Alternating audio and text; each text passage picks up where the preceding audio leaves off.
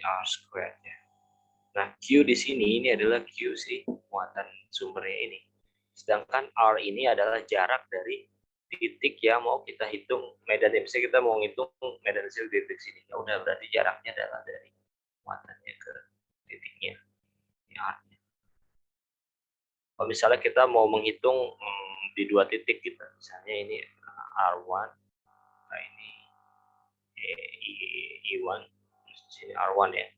Terus misalnya kita mau ngitung titik sini nih, ini misalnya titik sini tuh R2. Sorry. Maksudnya jarak dari muatan ke titik itu misalnya R2.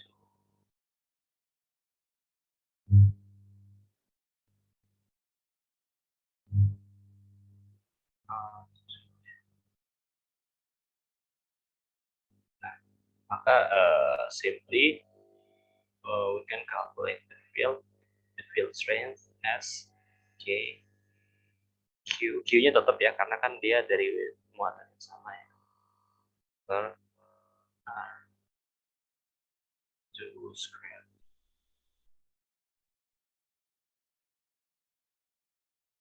Nah, simply bisa kita hitung kayak gitu ya. Ini kalau kasusnya muatannya satu.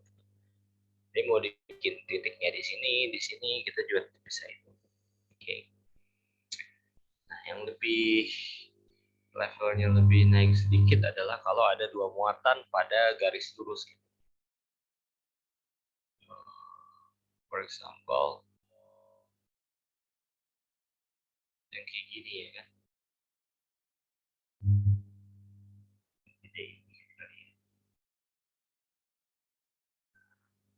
Ini misalnya muatan positif, ini misalnya muatan negatif. Misalnya A, ini B, so it's QA and QB, ya kan? Terus misalnya di sini tuh ada titik Z,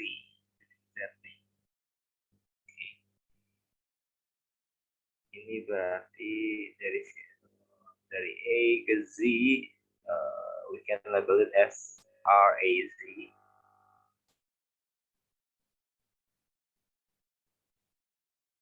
Terus dari B ke Z kita label ini sebagai RBZ ya. Nah, terus how to calculate the field. Nah, misal taruhlah si QA itu ini 1 coulomb lah.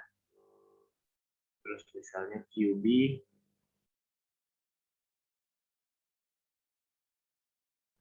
min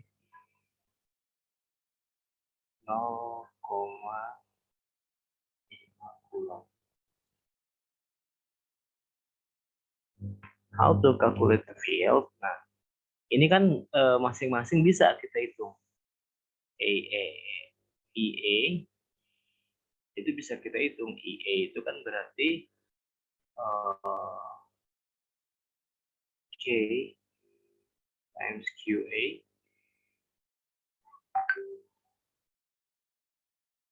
per RAZ squared ya kan. Masing-masing bisa nih kita hitung. Sedangkan EB medan dari charge B kan berarti K times QB per RBZ squared.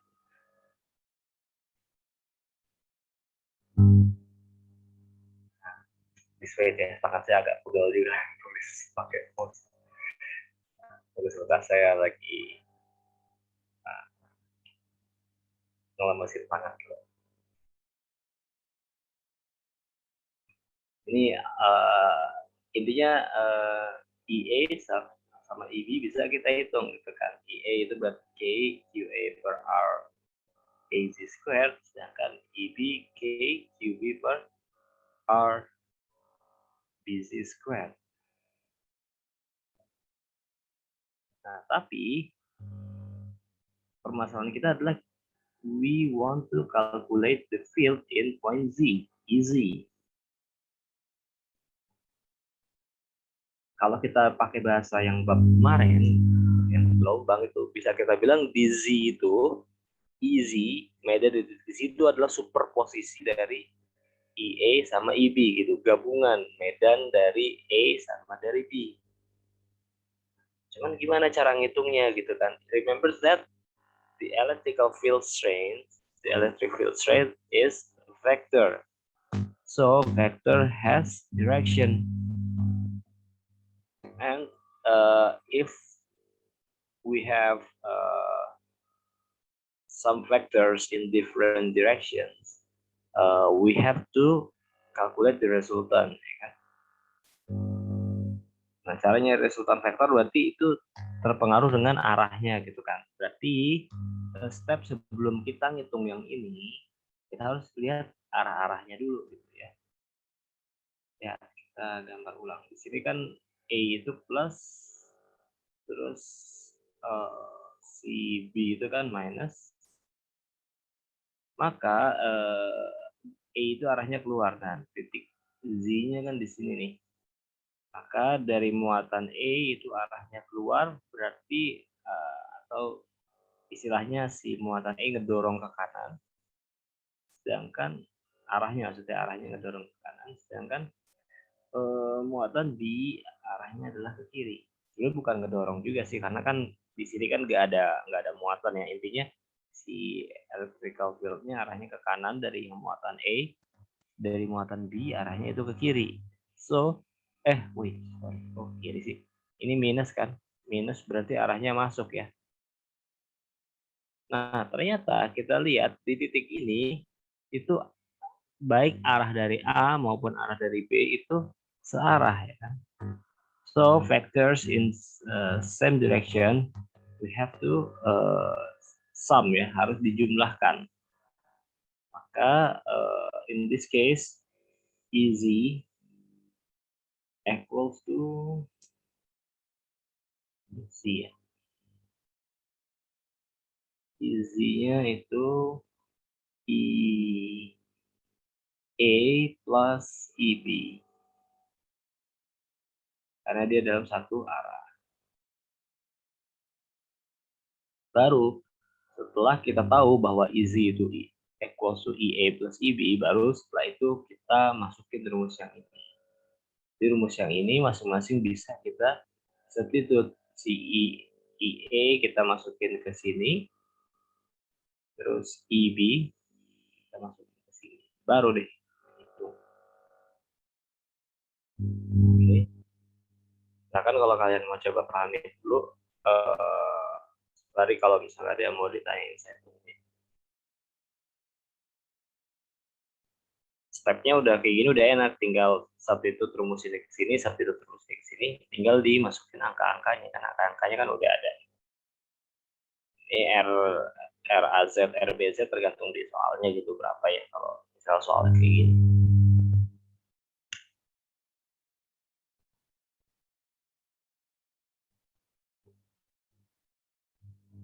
Kalau ditanyain silakan ya.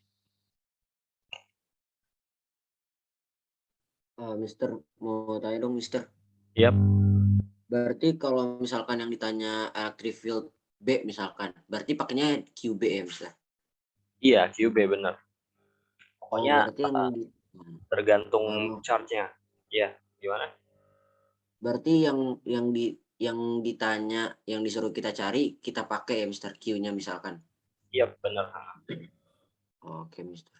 Kecuali kalau kayak gini kan, ini kan di titik Z gitu kan, sedangkan Z itu dapat dari E sama dari B, maka ya harus dihitung dua-duanya. Cuman masalahnya kalian kan nggak bisa langsung hitung gini kan, masalahnya kita nggak tahu nih titik Z ini medannya kalau dihitung kita tambah atau kita kurang ya. Nah, ini kalian harus bikin ilustrasinya dulu kayak gini. Lihat apakah medannya searah, apakah medannya berlawanan. Kalau yang searah ya tinggal ditambah, kalau berlawanan dikurang. Oke, thank you, Mister.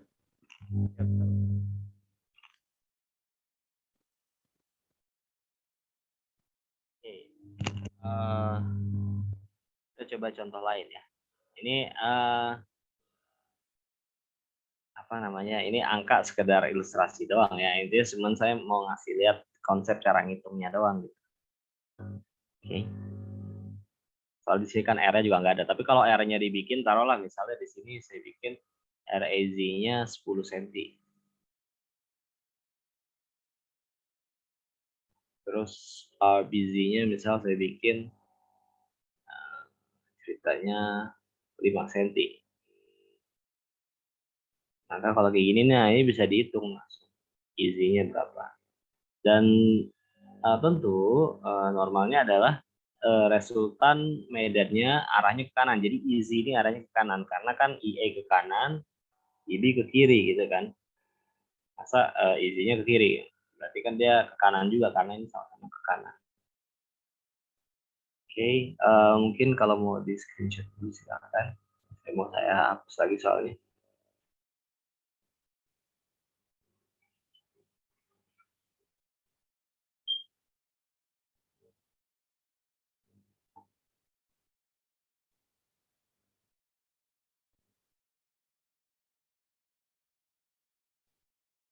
Nah, terus jadi titik yang ditanya medannya itu nggak selalu di tengah-tengah sini ya, bisa juga di sebelah sini, bisa juga di sebelah sini. Karena misalnya muatannya minus sama minus, atau minus sama plus ya. Sama kayak tadi juga tuh minus sama plus, tadi kan plus minus juga ya. Sekarang misalnya titiknya di sebelah sini. Ini misalnya Q, ini R, ini S. Ceritanya adalah medan di titik S. Ya kan? Ini R-nya adalah RQS dari sini ke sini ya. Ini RQS. Ini buat RQS buat ngitung medan dari titik Q. Dan ini RS. Oke. Dan jangan keliru ya, apa namanya, kadang orang mungkin kalau buru-buru itu bisa dia keliru gitu. Jadi RQS-nya cuma dari sini sampai sini doang. Padahal harusnya kan sampai sini. Intinya adalah si jarak itu jarak dari muatan ke titik yang mau dihitung medannya. Gitu ya. Nah, terus ini caranya adalah kita lihat dulu nih si Q itu kan negatif. Maka kalau kita tarik arah medannya, maka kan arahnya gini ya. Dari S dia masuk ya. Sedangkan kalau dari R kan plus itu arahnya keluar ya kan. Nah, maka kalau kayak gini dia berlawanan arah ya kan. Lihat bahwa yaitu yang ini negatif maka arahnya masuk. Jadi tetap nembus ya walaupun S ini dibalik dari R, dibaliknya R tetap medannya tuh istilahnya nembus itu. Oke. Maka lihat di sini arahnya berlawanan sehingga E di titik S itu sama dengan misal kita anggap arah ke kanan itu positif. Ya udah berarti ER yang kita anggap positif. Min EQ karena EQ arahnya ke kiri. Nah, arah kiri misalnya kita anggap negatif. Nah, ini kan tapi ada kemungkinan hasilnya negatif ya. Misal EQ ternyata lebih besar daripada ER. Maka ada kemungkinan hasilnya negatif. Kalau yang terjadi seperti itu, berarti itu tandanya resultan medan listriknya arahnya ke kiri gitu. Jadi setelah terjadi bahasa dalam tanda kutip superposisi gitu ya, setelah terjadi superposisi medan antara EQ dan ER, ternyata hasilnya negatif. Nah berarti arah resultan medannya, arah medan akhirnya itu berarti arahnya ke kiri ngikutin Q. Tapi misalnya hasilnya positif, ya berarti resultan medannya itu ngikutin R, arahnya ke kanan berarti. Jadi plus minusnya itu buat nunjukin arahnya gitu ya sebenarnya.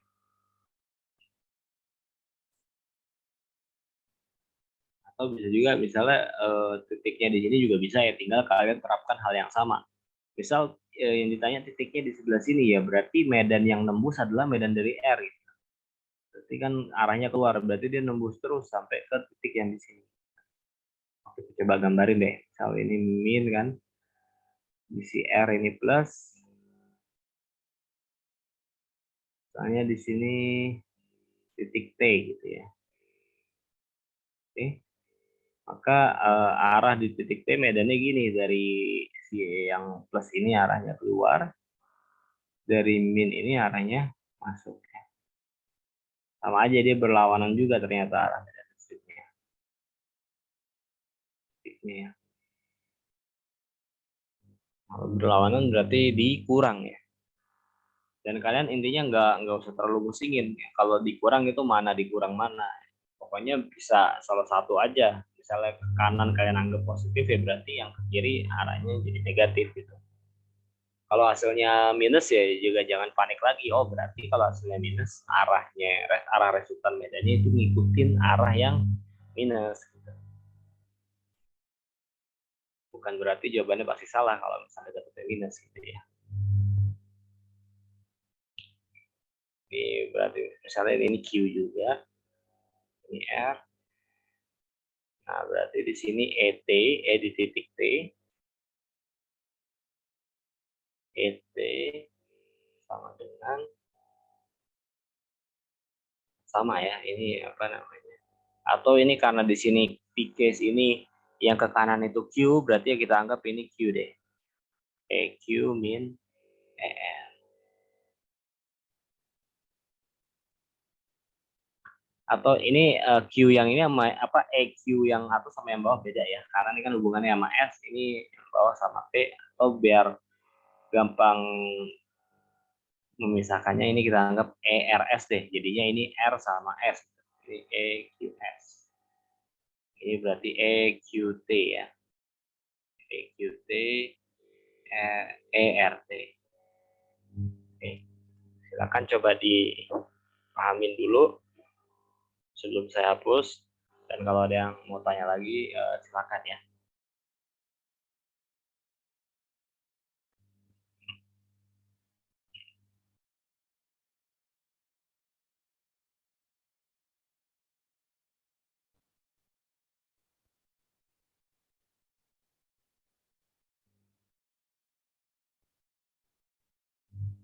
Dan ingat kalian belajarnya kalau untuk medan listrik ini ya, apa namanya, kalau bisa ekstra juga ya, karena saya ngambil unit tesnya itu medan listrik paling dari yang ujian akhir semesternya gitu. Jadinya nomor tentang yang medan listrik ya itu buat nilainya buat dua gitu, buat komponen nilai ujian akhir semester sama buat unit tesnya gitu. Jadi biar kalian nggak ujian dua kali lah di medan listrik.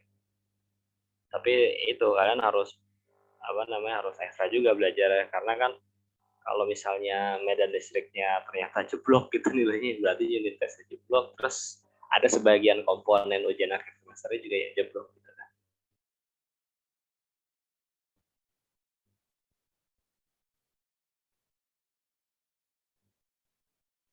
Oke, kalau mau di screenshot dulu nih, mau saya hapus soalnya.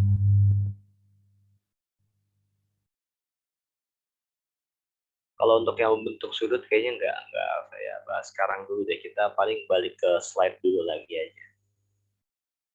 Tadinya saya pengen ini ya, bahas yang kalau medan listrik yang membentuk sudut, tapi kayaknya jangan dulu deh. Khawatirnya beban load-nya jadi banyak gitu ya.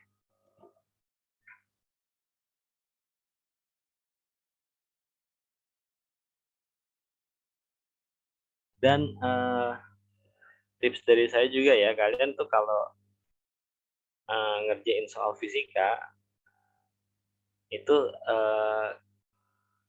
ini maksudnya in case kalian misalnya exercise, misalnya kalian punya inisiatif buat belajar sendiri.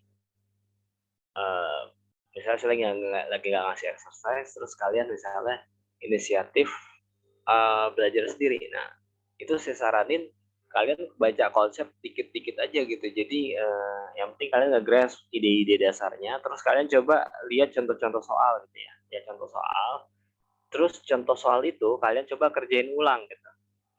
Nah, kalau misalnya stuck, ya udah jangan panik gitu ya. Kalau misalnya stuck, kalian lihat lagi yang udah ada jawabannya itu, terus ya kalian salin lagi aja sambil kalian memahami gitu.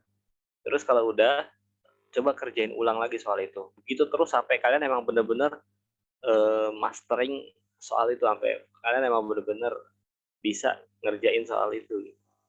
Pokoknya kalau satu soal kalian belum bisa menguasai bener-bener, jangan berpindah dulu.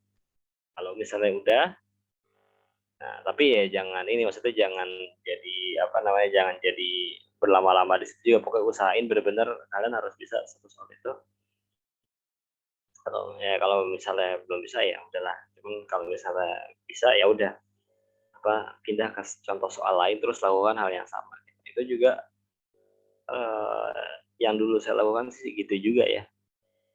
Jadinya kalau kayak gitu tuh kalian jadi ada poin-poin yang kalian yang tadinya nggak ngeh, mungkin itu terus jadi ngeh gitu. Oh, ini ternyata ngerjainnya harus begini ya. So ya, sedikit tips how to learn physics ya.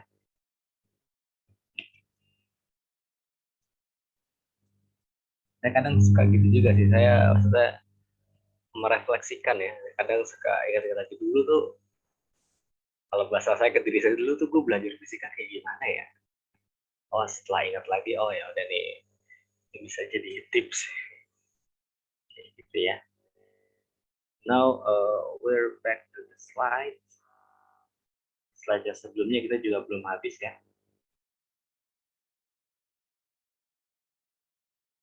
We're still talking about the electrical field, and how to calculate it.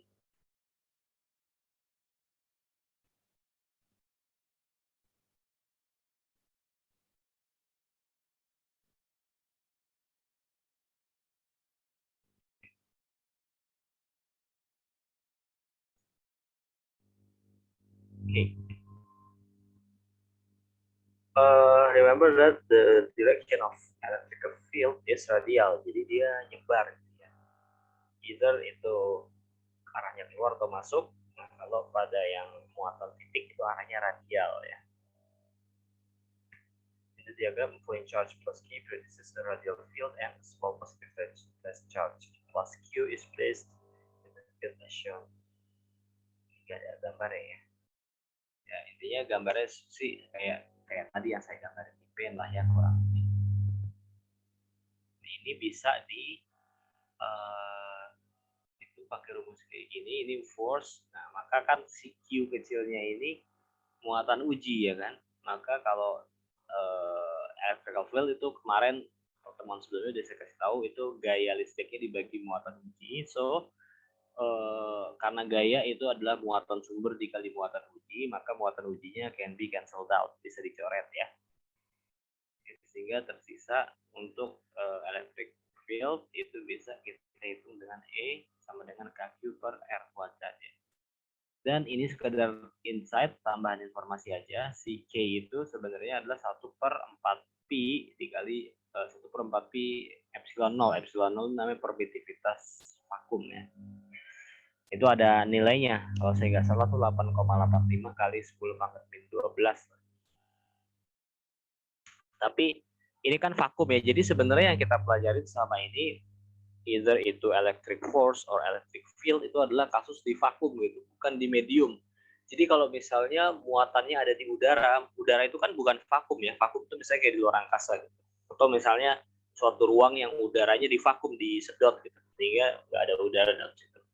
Nah, rumus yang biasa kita pakai yang F, K, Q1, Q2 per R kuadrat, terus E juga KQ per R kuadrat, ini rumus ini sebenarnya itu berlakunya hanya di vakum gitu, di luar angkasa atau di suatu ruang vakum. Oke, kalau di udara tuh kita udah nggak sepenuhnya pakai rumus ini ya, karena kalau di udara itu K-nya berubah gitu, K-nya berubah karena nanti kalau di udara di sini ada faktor lagi, ada epsilon relatif namanya kalau saya nggak salah. The epsilon relatif. Jadi K-nya tuh nilainya berubah. Nah, for your information, ini saya sampaikan karena kalau misalnya seandainya di kemudian hari kalian ikut UTBK gitu ya, nah itu kadang ada konsep kayak gitu yang dikeluarin. Jadi kan mungkin kalau di zaman SMP itu kan kalian hanya kayak di zaman SMP kalian hanya diajarin ya udah ini rumusnya di sini K itu 9 kali 10 pangkat 9 gitu kan. Tapi mungkin nggak dijabarin gitu secara konsep K itu sebenarnya apa sih. Kalau di UTBK itu kan kadang ini apa namanya konsep yang diuji gitu ya. Dan bukan UTBK doang sih, kadang misalnya kayak di Cambridge Test kayak gitu yang emang konsep kalian benar-benar diuji. Nah, itu bisa keluar permasalahan kayak gini. Kalian harus tahu. Jadi si K ini sebenarnya kasus di vakum. Nah, itu vakum itu yang kalau dia nggak ada mediumnya gitu ya. Tapi kalau dia di medium, misal ada 2 buah muatan yang dia misal taruhlah dia melayang-layang di udara 2 buah muatan. Nah, ini kita rumus ini nggak sepenuhnya bisa dipakai gitu. Karena K-nya tentu berubah. Normally gitu ya. Dan terus contoh kasus misalnya yang kayak saya sering kasih contoh yang kertas jilitan ya kan. Kalau kalian baru ngejilid tuh seakan-akan si plastik jilitannya itu kayak narik gitu kan, kalau kalian letakkan tangan gitu kan kayak tarik. Nah, itu kan di situ kasusnya adalah media perantaranya kan udara kan, antara si plastik jilitan itu sama tangan kalian kan ada udara. Jadi sebenarnya juga apa namanya kalau pakai rumus ini nggak sepenuhnya benar gitu. Kalau misalnya kalian coba ngitung nih misalnya muatannya berapa tuh si kertas jilitan ya kan, terus jarak antara tangan kalian sama dia berapa. Kalian misalnya coba hitung gitu kan. Tapi kalian pakai rumus yang ini nih, yang K-nya masih K yang ini. Nah, itu mungkin jawabannya mendekati gitu, tapi itu nggak sepenuhnya benar. Oke. Itu diantara konsep yang kalian harus grasp ya. Oke.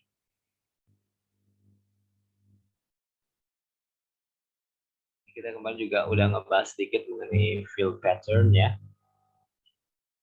Electric field can be represented by electric field lines. Ingat bahwa electric field lines itu dia sekedar ilustrasi ya. Kemarin juga udah saya sampaikan. Sekedar ilustrasi karena kan electric field itu kita nggak ngelihat. Kita tahu di situ electric field ketika efeknya itu kita rasakan atau kita lihat benda yang dia terimpact gitu kan. Terimpact adanya electric field. Tapi electric field-nya yang berupa garis-garis itu sendiri kan kita nggak ngelihat gitu, karena itu hanyalah sekedar ilustrasi sebenarnya. Ini ilustrasinya. Ada yang apa namanya kalau positive charge ya kan, ini kalau ketemu plat, kalau plat ingat dia arahnya lurus ya. Maka in this case plat ketemu plat arahnya lurus begini. Tapi kalau misalnya ini titik, ini kan dianggapnya titik gitu ya, kita anggap titik ketemu plat.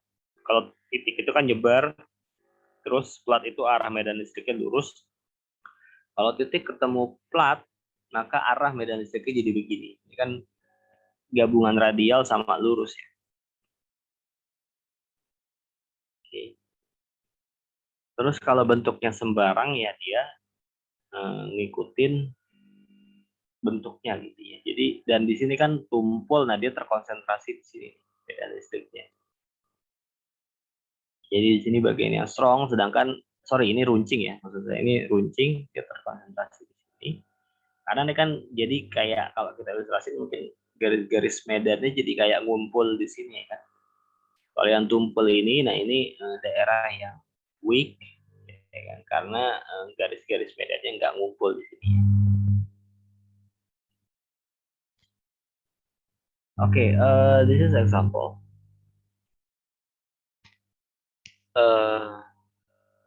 Charge Q3 located at 5 cm rightward of Q2 as shown in the figure below. What is the magnitude of electric field at charge Q3?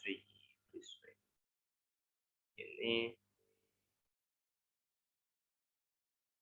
charge Q3-nya located at 5 cm rightward, berarti di sini nih charge Q3-nya ya. chart Q3-nya di sini. Nah, terus di sebelah kanan Q2. Jaraknya 5 cm, ya kan? Nah, ini saya kasih waktu kalian buat coba dulu. Jadi ini kan example ada pembahasannya ya, tapi kalian coba dulu, kalian gak usah hitung dulu, kalian coba buat nentuin arah medannya gitu. Jadi di Q3 itu plus atau minus. Kayak tadi tuh, tadi kan sebelum ngitung pakai rumus KQ per R kuadrat kan kalian harus ini dulu ya, harus cari si resultan medannya itu plus atau minus. Nah, coba kalian ini dulu coba sendiri dulu gitu buat tentuin. Tidak saya periksa juga sih, yang penting maksud saya adalah kalian coba sendiri dulu. Saya kasih waktu mungkin sekitar 3 menit mungkin cukup ya buat nyari medannya, buat nyari arah medannya. Jadi nggak usah hitung, cari arah medannya. Yang penting kalian coba dengan tangan kalian sendiri dulu. Kalau udah bisa ya udah, berarti ya udah cukup bagus. Kalau misalnya belum bisa berarti harus banyak latihan lagi. Start it from now. Nanti habis itu baru kita bahas, insya Allah. Mulai dari sekarang ya, coba dulu cari arah medannya.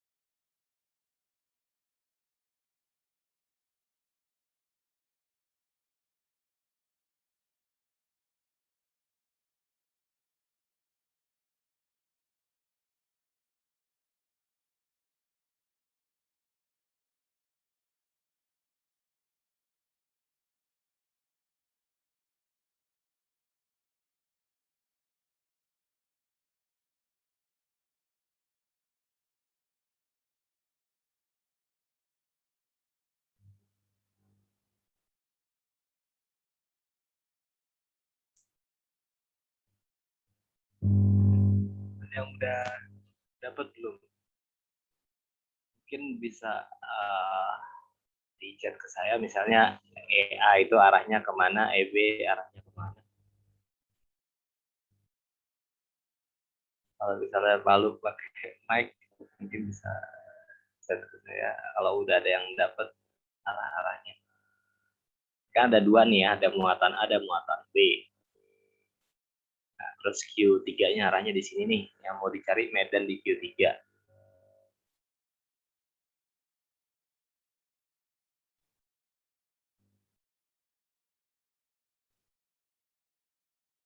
Kan berarti kan sama kayak contoh yang tadi saya kasih aja kan. Ini positif, ini negatif, terus titiknya di sini gitu kan.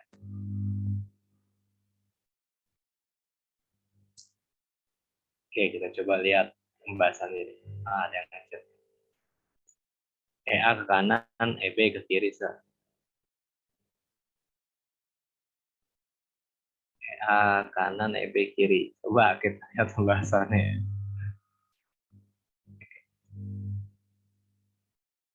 EA berarti E1 ya ke kanan, EB, E2 iya ke kiri, benar. Betul, betul. Nice. Berarti udah paham ya cara nentuin arahnya ya. Yang ngechat ya, kalau yang lainnya saya juga nggak tahu, tapi semoga sih paham ya, karena ya mudah lah, insya Allah. Insya Allah.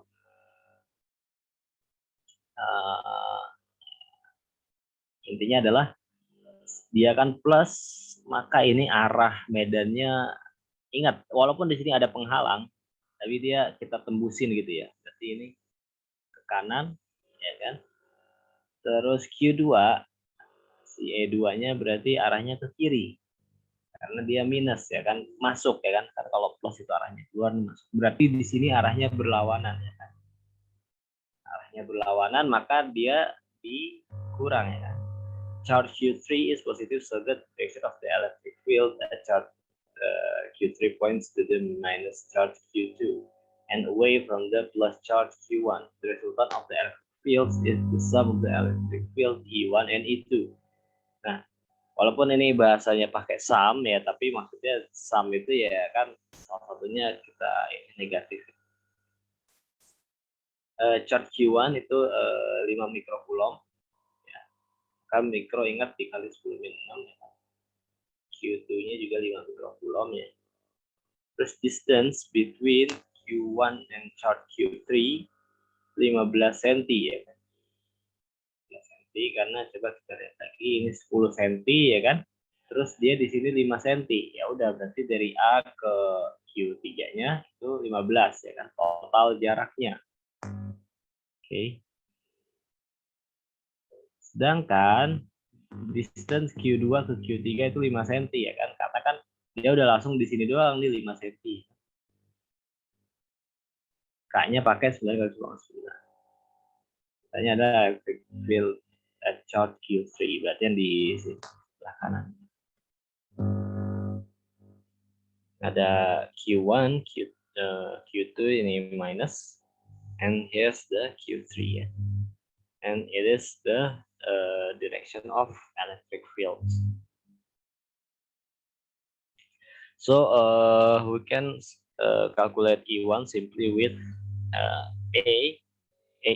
E1 equals to K Q1 per R1 squared. Yeah, you can set it to the numbers. K, you can set it to here. Q1, you can set it to here. Yeah. Terus R1 squared, remember that it's squared ya, kuadrat. Oke. Okay. Maka kayak biasa, yang angka kita kaliin angka dulu. 9 kali 5 itu kan jadi 45. And 15 squared, it's 225 ya. Dan pangkat, kalau dipangkatkan berarti pangkatnya dikali min 10 pangkat min 2 dipangkatkan 2 jadi 10 pangkat min 4 ya. Sehingga kita peroleh with a little calculation the result of E1 is 0.2 times 10 of power 7 Newton per second. Kalian bisa pakai unit untuk electric field itu Newton per second ya. Because kayak asalnya kan yang kayak di pertemuan sebelumnya saya sampaikan, electric field is electric force divided by the test charge ya, muatan uji. Gaya listrik dibagi muatan uji, gaya itu Newton, muatan itu kan Coulomb, maka unit of electric field is Newton per Coulomb ya. It's electric field 1 and now we calculate the electric field 2 ya. Medan listrik yang 2 ya. So we can calculate it with E2 or the electric field, the second electric field. It's K Q2 per R2 squared. Now you can substitute the number into this formula. Ya, K-nya itu 9 kali 10 9, Q2-nya 5 kali 10 6. R2-nya ingat ini 5 ya, karena jarak kan dari sini ke sini 5. Tadi kalau yang ini kan 15 karena jarak dari Q1 ke Q3-nya. Jadi jarak itu dihitung dari muatan sumbernya ke titik yang mau dihitung medannya. So, ini juga sama 9 kali 5 jadi 45, 5 kuadrat jadi 25 ya. And the result is 1.8 times 10 power 7 Newton per Coulomb. Nah, resultannya maka dikurang ya. Nah, ini walaupun ini arahnya ke kiri, tapi kita anggap positif, maksudnya supaya dapat hasilnya positif lah gitu ya. Jadi sebenarnya buat nentuin kanan positif atau kanan itu negatif sebenarnya ya terserah kalian gitu ya. Yang penting konsisten gitu. Ketika misalnya misal ini kan ke kiri kita anggap positif, hasilnya positif ya, berarti resultan medannya ya arahnya ke kiri. Kalau ditanya arah resultan medannya ke kiri gitu, mengikuti arah E2 gitu. Yang penting kalian konsisten di situ. Jadi sebenarnya kalian nggak dibebani buat ngehafalin kanan itu positif, kiri itu negatif, nggak harus begitu sebenarnya ya. Atau misalnya kayak di bab yang mungkin pernah kalian pelajari tentang moment of force, misalnya searah jarum jam itu negatif, berlawanan jarum jam itu positif. Nah itu kalian nggak harus terbebani sama aturan yang kayak gitu.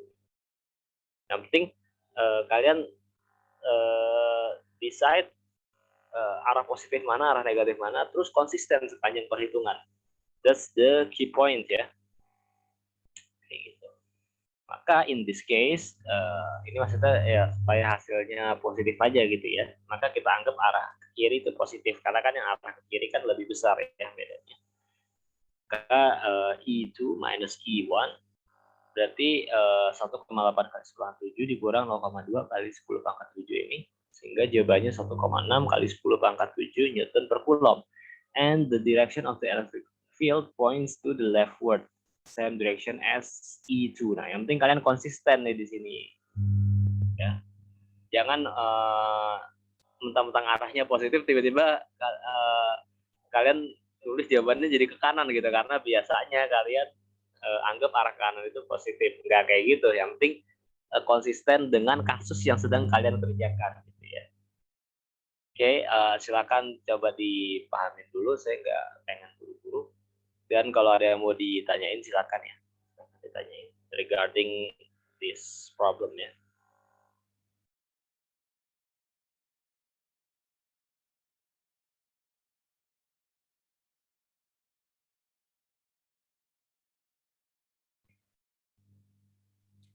Mister mau nanya. Yap. Itu berarti yang dicarinya itu selisihnya itu apa gimana, Mister? Selisihnya, ya dicari resultannya. Karena kan sebenarnya kan ditanya adalah electric field in Q3 ya kan. Nah di Q3 itu dia mengalami 2 buah medan. Kalau kita pakai bahasa bab sebelumnya itu medannya bersuperposisi di situ. Berarti kalau dia bersuperposisi kita nggak bisa ngitung salah satu doang dong. Kita harus hitung dua-duanya gitu.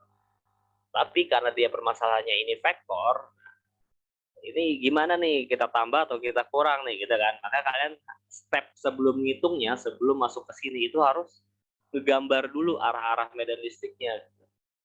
Jadi harus dihitung dua-duanya medan listrik, karena si Q3 mengalami medan listrik dari 2 muatan, dari Q1 dan dari Q2. Tapi ingat ya, di case ini kalian ngitungnya medan gitu. Hitung medan ya berarti Walaupun di sini ada Q3, kalian di sini hitungnya jangan K Q1 dikali Q3, jangan kayak gitu. Itu buat hitung gaya, ya kan? Itu buat hitung aja. Jadi dihitung dua-duanya ya, dihitung dua-duanya. Ternyata arahnya kan berlawanan, maka dikurang ya. Berarti resultannya itu dikurang ya, jadinya selisih ya. Jadinya kita jadi ngitung selisih. Tapi kita ngitung selisih itu ada reasoningnya. Reasoningnya itu apa sih? Reasoningnya ya karena dia arah vektornya berlawanan. Kalau misal ya arah vektornya ternyata searah, misal I1 juga arahnya ke kiri ya, tentu kita hitung di sini penjumlahan. Itu jadi dijumlahkan. Jadi enggak selalu kasus dengan dua muatan kayak gini selalu selisih, enggak selalu begitu. Dilihat dari arah vektornya. Ini karena berlawanan berarti kan resultannya dikurang, ya berarti selisih. Gitu. Tapi kalau dia searah, kalau searah itu dijumlah, berarti yang kita hitung adalah jumlah dari medan listriknya. Is it clear? Tadi yang nanya siapa ya? Iya, clear, Mister. Thank you. Oke. Ingat ya, ada suatu kasus di mana yang kita hitung adalah penjumlahan. Itu terjadi ketika medannya searah. Ya. Ada suatu kasus yang kita hitung itu adalah selisih. Ya itu ya kayak kasus yang kayak gitu. Atau untuk lebih nge-emphasize lagi, saya coba gambarin dikit lagi. Mau saya stop share dulu, saya mau back to paint. Ya. Wait.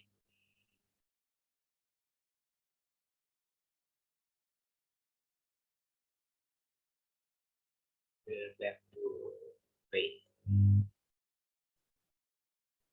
Nah, soal kayak tadi nih, yang tadi sudah saya gambarin, cuman kita ulang lagi deh. Ini positif, ini negatif. Tapi sekarang misalnya yang ditanya adalah medan di titik sini nih, di antara muatannya, di antara dua muatan, ya kan? Lebih titik Z. Ini A, ini B. Berarti E itu kan plus itu. Sorry. E itu arahnya berarti keluar. Ya. Berarti di acuan titik Z dia arahnya ke kanan nih. IE itu arahnya ke kanan. Terus IB dia masuk. Oh, ternyata ke kanan juga ya kan. Di acuannya titik Z ternyata si IB itu juga arahnya ke kanan. Oh, kalau kayak gini dia searah. Ingat vektor-vektor yang searah berarti dijumlahkan ya kan. Berarti in this case EZ equals to EA plus EB.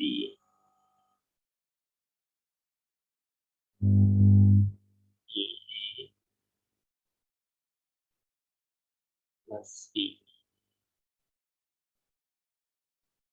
Gitu ya. Jadi kalau harus kayak gini berarti kita nggak ngitung selisihnya, justru yang kita hitung adalah penjumlahannya. Karena dia satu arah ternyata ya. Jadi kayak gitu, apa namanya? Kalau udah dapat kayak gini, nah baru ini kalian bisa hitung kayak tadi. IE-nya bisa dicari K, QA per R AC square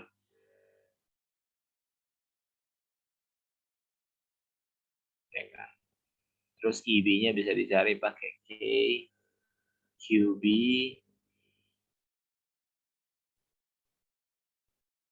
per RBZ square. Nah ini berarti hitung-hitung dapat angkanya, ini juga dihitung dapat angkanya, baru setelah itu dijumlahin, ngikutin yang ini ya kan. Kayak gitu stepnya, jadi kayak gitu ya. Step mengerjakan medan listrik, kalian decide dulu arah-arahnya itu kemana, kalian analisis arah-arahnya kemana aja, baru kemudian kalau udah bisa tuh dimasukin ke rumus yang ini, kayak gitu stepnya ya. Oke, itu kita udah bahas contoh. Kita balik ke slide lagi. Atau nih kalau mau di screenshot dulu silakan ya.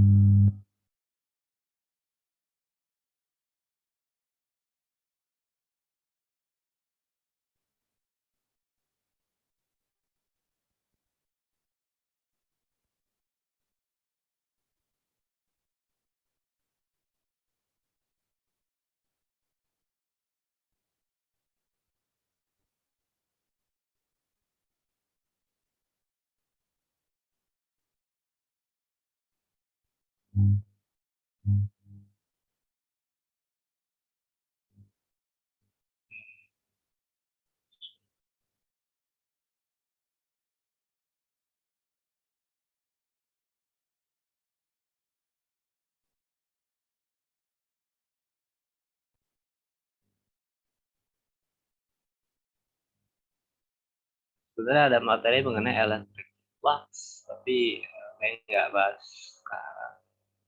Ini ada exercise ya, 2 soal mengenai ini. Nah, mungkin kalian bisa kerjain nanti sih. Insya Allah saya upload ke Google Classroom ya. Sampai sini ada yang mau ditanyain dulu nggak?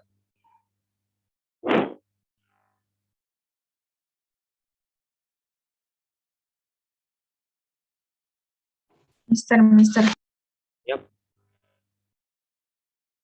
Nanti PPT-nya boleh tolong ditaruh di Google Classroom juga nggak, Mister? Ya, sekalian paling kan exercise kan di slide akhir nih, paling yang materi mengenai electric flux saya remove dulu, baru habis itu saya jadi di tugas paling sekalian saya upload sekalian gitu. Jadi di tugas yang Google Classroom sekalian slide-nya gitu. Jadi kalian tinggal lihat exercise-nya di slide terakhirnya berarti ya. Kayak gitu aja sih paling. Ya. Oke, thank you, Mister. Siap. Oke, kalau nggak ada pertanyaan lagi kita akhiri sampai sini dulu ya. Assalamualaikum warahmatullahi wabarakatuh. Waalaikumsalam warahmatullahi Waalaikumsalam wabarakatuh. warahmatullahi wabarakatuh. Thank you, Mister. Thank you, Mister. Ya.